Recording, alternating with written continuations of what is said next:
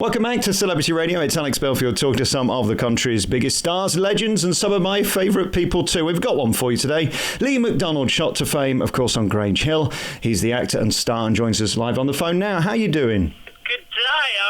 I'm really good, thank you. Do you know, it's lovely to talk to you. I mean, you were a big part of my childhood, and of course it's just dawned on me. When I was a kid watching it, you were 10 years older than me, of course. I know, it's frightening, isn't it? Because I remember being sort of 20 and thinking 50 was really old, and I'm nearly 51 now, and I'm not old. Oh, I know, I'm 40 in January. I've never been more depressed in my whole life, to be honest with you, Lee. Baby, honestly. When you see those pictures of you back then on what was the biggest kids programme on TV, other than Blue Peter, just incredible, right? I mean, you must look at yourself. It was a different life, or is it just yesterday?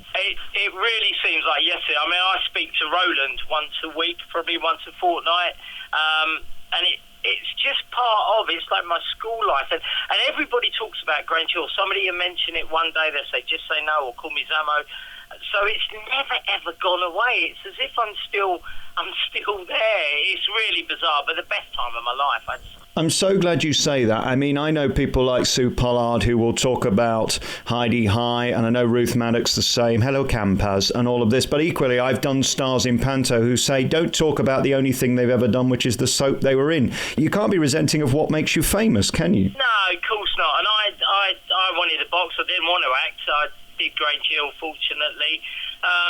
But now people talk about it all the time, and I hear that where people say, oh, I don't really want to talk about something I've done years ago or known for, whatever, but I had such fun. And people have got such fond memories of their childhood and growing up, so people want to chat about it. I'll chat about it all day long.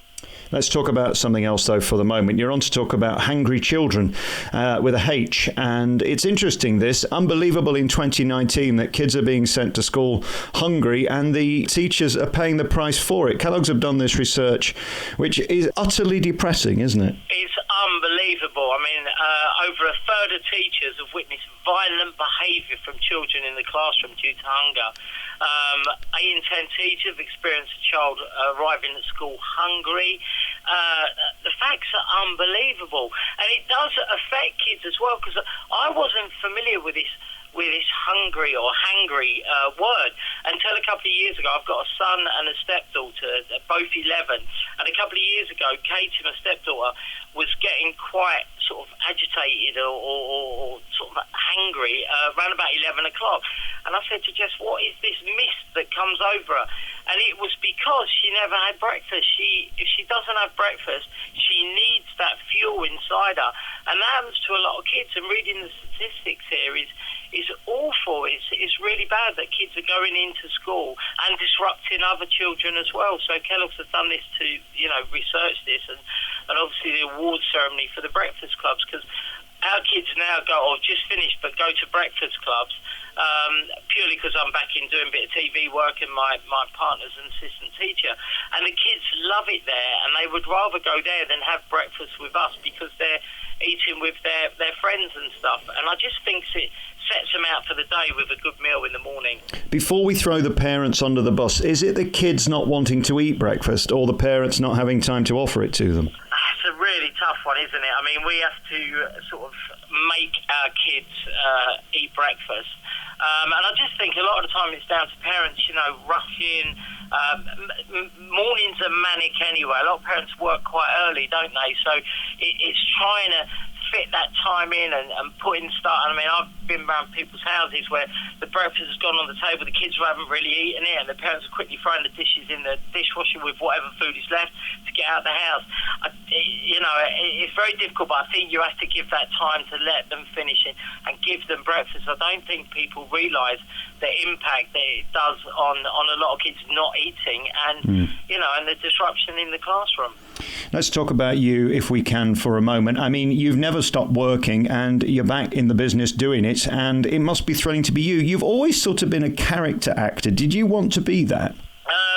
I mean, acting for me was something that was always in the background, and with the kids growing up, I've sort of put that to one side, concentrate on the family. And now the kids are older, they're getting buses to school, and I've got a bit of time on my hands. And Cherry Parker, my agent, rang me up and said, would you like to get back in it? And I've been doing quite a bit. And unfortunately, I've always wanted to do. I was in EastEnders earlier in the year, and the character, fair play, after reading the lines, the character's like a grown-up version of Zammo, which was quite easy to do. Yeah, I don't think that was an accident, was it? You played Terry, didn't you? Yes. Terry the bus driver. So, and my audition for EastEnders, how bizarrely, the audition was in the same room that I was in 1985 playing Paul in the green room. So to go back was unbelievable, and I got a call saying they wanted me to do it, and it was just amazing to be back at the EastEnders or Elstree doing what I love. Must be really hard to survive. I think acting is one of the toughest things other than West End. Delivering it 8 times a week is tough, but getting the gig in the first place is even harder. How much of a struggle is that? Are you obsessing over it, or if work comes in, it comes in? If it doesn't, you'll just carry on being a dad and be happy to be so? Yeah, I'm fortunate. I've got a locksmith business over in Wallington, which it's been there 20 years, so that's my sort of fallback. So I'm not, if work comes along, I'm doing a couple of bits at the moment. Just finished the film, doing another thing in a couple of weeks' time. So stuff is there, and I'm not really chasing it. And I think because I'm not chasing it, it seems to be coming quite regular. So I just in a fortunate position. If I was chasing it, I'm sure it would be a lot harder. There's a great fondness for the 80s, and again, eras take a little time to bed in. I think we were obsessed with the 60s during the 90s, and then the noughties, we got to the 80s, and then, of course, the 90s. You're getting into our sort of time of, is there going to be a comeback territory, isn't there? I can imagine at some point somebody's going to think of, where are they today? Has that been approached? Is this a thought that... I can't be the only one to think it. I mean, there's been talk of, and I'm not sure of there being some sort of programme of either where the children of Grange Hill are now as adults, which would be, if it was done correctly, it would be lovely to do, because I've got such fond memories of Grange Hill, and people saying this earlier, do you not get fed up talking about Grange Hill? And I don't. I loved it. The memories are there. And we went to America with the Just Say No campaign to see Nancy Reagan, sang in Yankee Stadium. And my son recently said, he's 11, said, Daddy, did you go to the White House? And I was like, wow, what a ripple effect that's got. If he's mentioned it, somebody mentioned it in school. Well, your legacy lives on, certainly. We loved Grange Hill very much, and we loved you too. Lee MacDonald, thank you for talking to me. Don't send your kids to school hungry, because it's going to end in tears. Great to talk to you. Thank you. Thank you very much.